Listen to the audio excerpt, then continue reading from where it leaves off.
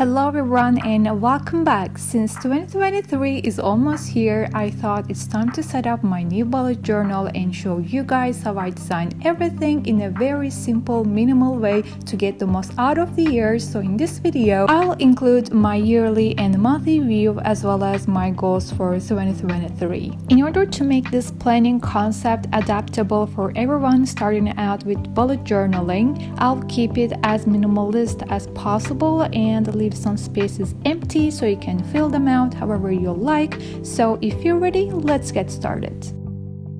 For the new year, I decided to continue with the same planner that I had last year, so I purchased the exact same black notebook. I just love its simplicity and quality, and I feel like I found my perfect bullet journal style.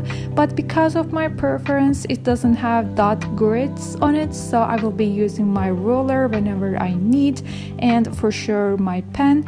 If you would like to check out, the link of my planner will be down below. First, starting out with writing down the year and the word I've chosen for the year. I like to choose a word for each year before getting into the actual setup because it helps me to determine my theme. Therefore, I know what my first priority intention is gonna be. For instance, last year was independence because I was really focused on building my financial independence.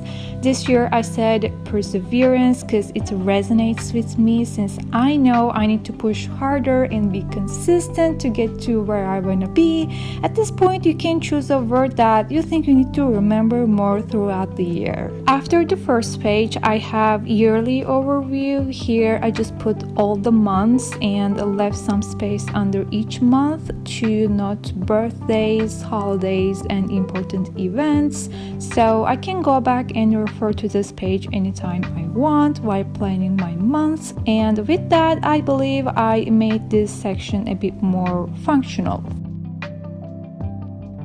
Flipping to the other page, I'm gonna add my 2023 goals, and for this section I came up with 4 different categories: health, business/finance, social, and personal. When it comes to the yearly goals, I especially pay attention to keep them as minimal as possible, so I'll probably write down max 3 under each category in order to not overwhelm myself and know my priorities, and I highly suggest you to do so. Another thing that helped me last year was creating quarterly goals. This strategy gives you a sense of urgency, so you basically put deadlines for each goal or break down a big project into small milestones. So you might achieve some goals in mid-year, some within the second month, or in the end of the year. Next 2 pages are mostly for business owners. For me, this is where I track all my progress for my socials as a content creator.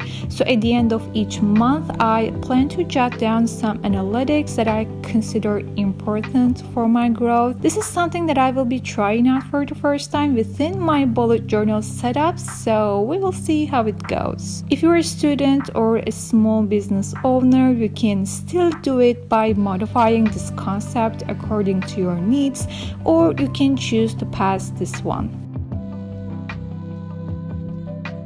Alright, after goals and my monthly tracker, I move into the monthly view, and I figured that I love having a big calendar of every month where I can easily note many things such as my content schedule, if any birthday is coming up, or I have a date with a friend. I love seeing it all. It makes everything extremely easier for me. So first things first, my monthly calendar, and in the other page I have the quote of the month, something that will remind me the word of the year and to raise my vibe.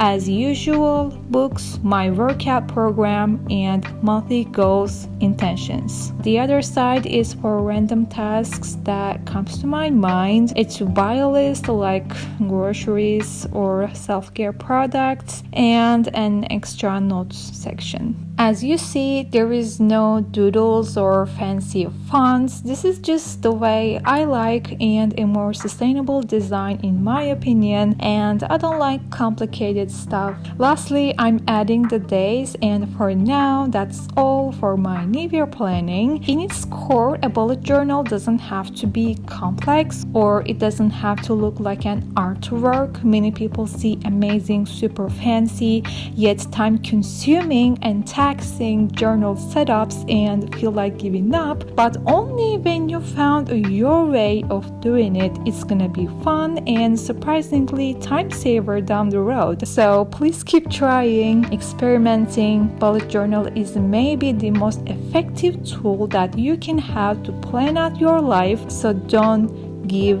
up. So with that being said, thank you for joining me for this Plan with me session. More 2023 planning videos are coming up soon, so tap the bell button to stay tuned for those. Love you all and see you in the next video.